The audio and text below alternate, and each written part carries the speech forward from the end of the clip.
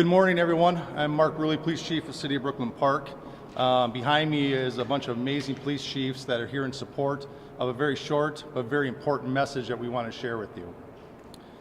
What you won't hear from any of us today is rhetoric of abolish ICE or that there shouldn't be immigration enforcement. The truth is, immigration enforcement is necessary for our national security and for local security. But how it's done is extremely important. In fact, we have a long history of working exceptionally well with our federal partners, including ICE agents, and we have seen the best of them perform their job extremely well in the past. With that said, recently, as the last 2 weeks, we, as law enforcement community, have been receiving endless complaints about civil rights violations in our streets from U.S. citizens. What we're hearing is they're being stopped in traffic stops or on the street with no cause and being forced to demand paperwork to determine if they are here legally. As this went on over the past 2 weeks, we started hearing from our police officers the same complaints as they fell victim to this while off duty. Every one of these individuals is a person of color who has had this happen to them. In Brooklyn Park, one particular officer that shared her story with me was stopped as she passed ICE going down the roadway. When they boxed her in, they demanded her paperwork, of which she's a U.S. citizen and clearly would not have any paperwork. When she became concerned about the rhetoric and the way she was being treated, she pulled out her phone. In an attempt to record the incident, the phone was knocked out of her hands, preventing her from recording it. The officer had their guns drawn during this interaction, and after the officer became so concerned, they were forced to identify themselves as a Brooklyn Park police officer in hopes of slowing the incident and de-escalating the incident down.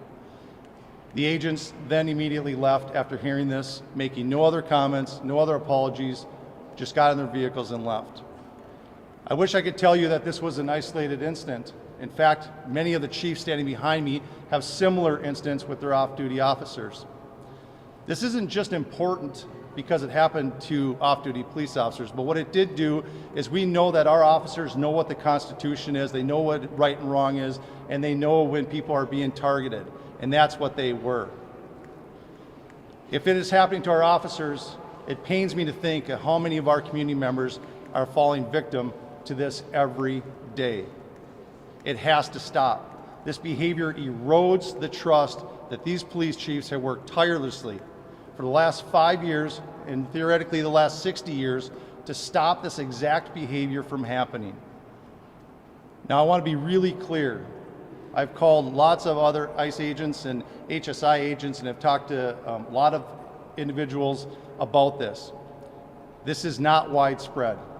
This is a small group of agents within the surge in the metro area that are performing or acting this way.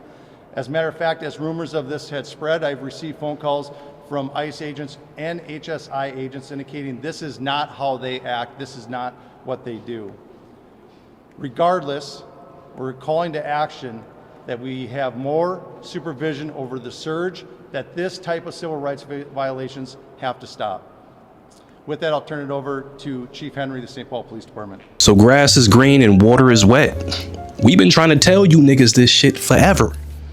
We've been trying to tell you this. They coming after the dark people. The people that don't look like the predominantly white man in America that happens to be Republican. They don't want to go after them. No, they want to go after the niggas, the Spanish people, feel me? The Asians, the Somalis. They want to go after all of us. Why? Because we don't benefit their new regime. We don't benefit them, you know? And what's so interesting about this is the fact that the police finally wanted to step in and do something, or at least speak on it and highlight these issues, when their own men were getting touched, when their own men were getting stopped, possibly detained. That's when they wanted to come step in and speak on it and say, oh, no, we can't have you guys targeting our people, so now we're going to speak on it. Nah, fuck that shit. Speak on that shit when the shit happen. You feel me? And I'm going to keep saying this. I'm going to keep saying this over and over and over. Get armed, protect yourself, defend yourself, because this country is not fit for anybody that looks like this.